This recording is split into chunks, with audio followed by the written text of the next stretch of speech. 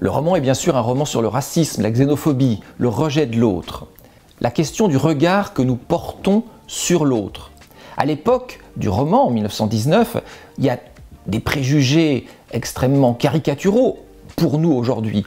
Les scientifiques nous expliquaient que les Noirs étaient nécessairement inférieurs, que leur intelligence se développait d'une façon très lente et déclinait doucement, alors que celle des Blancs progressait d'une façon fantastique. Bien sûr que ces préjugés-là, aujourd'hui, heureusement, l'immense majorité des gens ne les partagent plus. Mais il reste un regard dévalorisant, toujours, que beaucoup de gens peuvent encore porter sur ceux qu'ils estiment différents d'eux.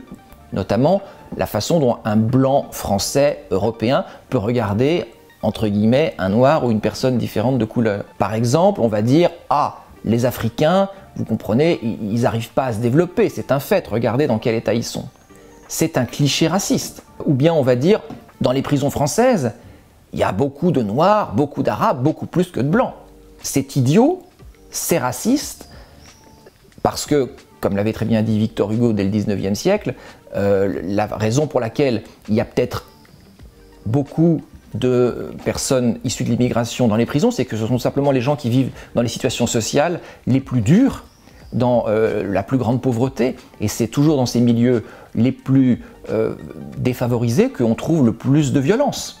Dans le roman, on parle d'une période bouleversée. On sort de la Première Guerre mondiale et on entre dans un nouveau monde.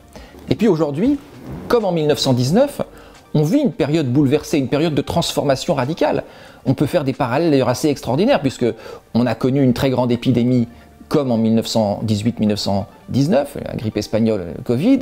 On connaît à nouveau une guerre au cœur de l'Europe, on sortait d'une guerre, on vit une période bouleversée, on connaît une période de transformation de la société extrêmement rapide, de bouleversement du monde extrêmement rapide. Donc les gens, beaucoup de gens ont peur de cette période-là et se retranchent sur le fantasme d'un passé imaginaire qui aurait été merveilleux. Et dans ce passé, on est de nouveau des blancs au sommet de la hiérarchie. On aimerait bien être à cette place à nouveau. Et on se dit, au fond, si on est menacé, si notre place est menacée, c'est parce qu'il y a d'autres qui veulent nous la prendre chez nous. On rejette l'autre comme un envahisseur. Le racisme, c'est beaucoup de choses.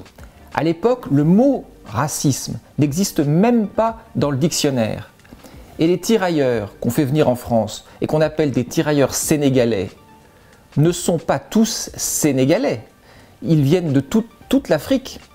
Mais on les appelle des tirailleurs sénégalais, ce qui montre à quel point finalement on les considère comme un vague groupe, pas très intéressant, pas très important. Amadoulo, le personnage de mon roman d'ailleurs, n'est pas sénégalais mais guinéen. Donc ce sont toutes ces façons de les traiter, le langage aussi qu'on leur apprend, qui indiquent à quel point au fond la société naturellement raciste les considérait naturellement comme des inférieurs et en permanence les exploitait sans vergogne en raison du fait qu'on les considérait comme des inférieurs. C'est vraiment la question du racisme, elle se niche aussi dans des petits détails comme ceux de l'utilisation des mots. C'est très important.